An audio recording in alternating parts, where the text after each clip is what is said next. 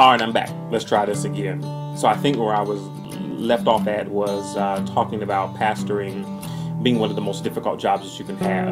Again, when you become a pastor, your job certainly is to help people have life and have it more abundantly in the right now in terms of pointing them to Christ so they can receive the promises that He has in store for them. But your job is to also help people prepare for what is to come after this life, if you will.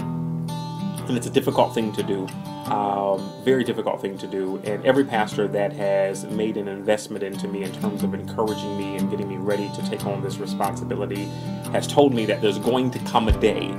And for me, that day was today. It was a bit of a challenging day, definitely a day where I had to get into my word and really seek God to find some understanding.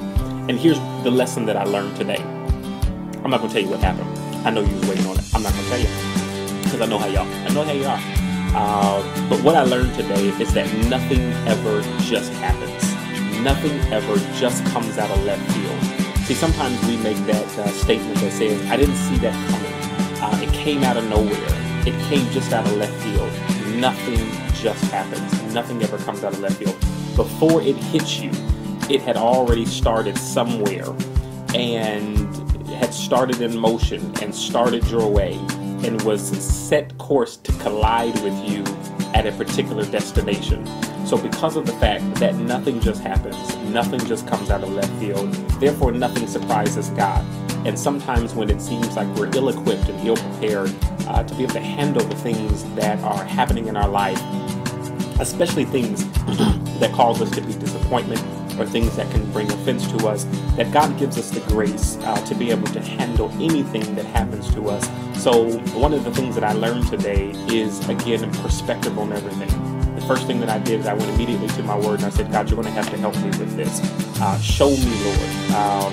If I'm wrong, I'm wrong, because it's never really about being right or wrong, but show me, Lord, my position.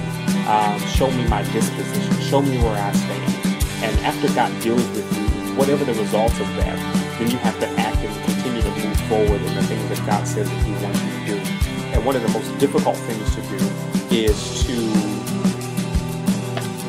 not allow people to create a wedge between what you know you're supposed to be doing, who God has created you to be, and taking you out of the vein of what God wants you to do as it relates to your purpose and your plan. So I just wanted to encourage you through and having to encourage myself like David did today, that says, man, listen, you were not created to be able to help everybody regardless of what your heart is. And that's sometimes the difficult piece about being a pastor, is that you want to help every single body. You want to see everybody saved. You want to see everybody go to heaven.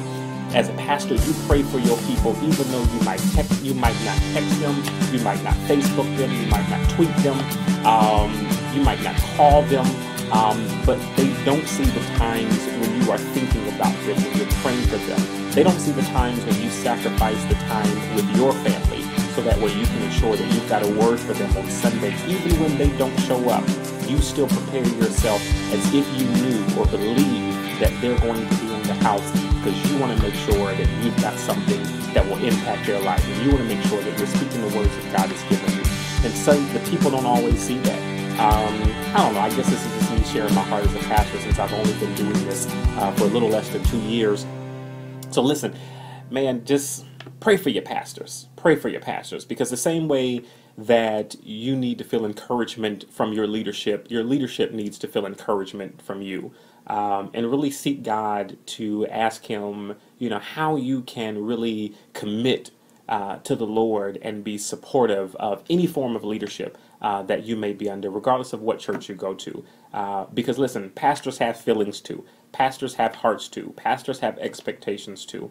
And we want nothing, a good pastor wants nothing but the best for the people that God says that I want you to lead to my presence. So that's it. I'm just sharing my heart. I know it sounds like I'm rambling. It is what it is. But I'm determined even more so to continue to do what God says do. Because when you do what God says do, you don't have to justify it, qualify it, or rationalize it with anybody else. You just do what He tells you to do. And you got to know that everybody won't stay. Not everybody will come.